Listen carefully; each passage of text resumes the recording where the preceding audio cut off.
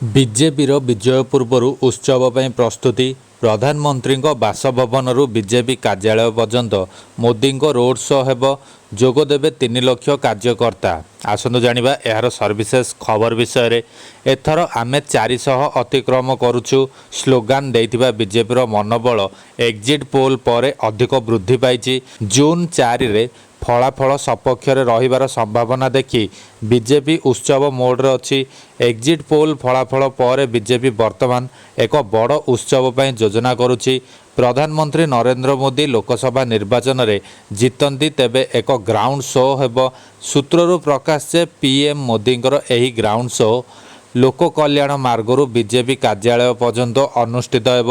ଏଥିରେ 3 ଲକ୍ଷ କାର୍ଯ୍ୟକର୍ତ୍ତା ସାମିଲ ହେବେ।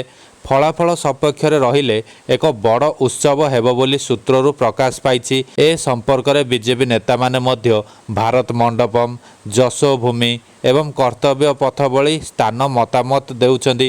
ମୋଦି ସରକାରଙ୍କ ଶପଥ ଗ୍ରହଣ ପରେ ଏହି ସ୍ଥାନଗୁଡ଼ିକୁ ବଡ଼ ଉତ୍ସବ ପାଳନ ପାଇଁ ଚୟନ କରାଯାଉଥିବା ଦେଖିବାକୁ ମିଳିଛି। ଏହାର ଅର୍ଥ ହେଉଛି ମୋଦି ସରକାରଙ୍କ ଶପଥ ଗ୍ରହଣ ସମାରୋହ ପରେ ସେହି ଦିନ ଏହି ଗ୍ରାଉଣ୍ଡ ଶୋ ଅନୁଷ୍ଠିତ ହେବ। ତେବେ ଅନ୍ତିମ ସ୍ଥାନ ଏପର୍ଯ୍ୟନ୍ତ ନିଶ୍ଚିତ ହୋଇନାହିଁ। ଏକ୍ଜିଟ୍ ପୋଲ୍ ଫଳାଫଳରେ ପୁଣି ଥରେ ମୋଦି ସରକାର ପୂର୍ବାନୁମାନ କରାଯାଉଛି। ଏଥିସହିତ ରାଷ୍ଟ୍ରପତି ଭବନରେ ଶପଥ ଗ୍ରହଣ ସମାରୋହ ପାଇଁ ମଧ୍ୟ ପ୍ରସ୍ତୁତି ଚାଲିଛି। ସରକାରୀ ଶପଥ ଗ୍ରହଣ ଦିନ ଏହି ଉତ୍ସବ କାର୍ଯ୍ୟକ୍ରମ ଭାରତ ମଣ୍ଡପମ୍ କିମ୍ବା କର୍ତ୍ତବ୍ୟ ପଥରେ ଆୟୋଜିତ ହେବାର ସମ୍ଭାବନା ରହିଛି। ଏହାକୁ ଭାରତର ସଂସ୍କୃତି ଐତିହ୍ୟର ଏକ ପ୍ରଦର୍ଶନୀ ଭାବେ ଥିମ୍ କରାଯାଇଛି। ଲାଇଟ୍ ଏବଂ ସାଉଣ୍ଡ ଶୋ ମଧ୍ୟ ହେବ। ଏଥିରେ ବିଦେଶୀ ସରକାରଙ୍କ ପ୍ରତିନିଧିମାନେ ମଧ୍ୟ ଅଂଶଗ୍ରହଣ କରିବେ।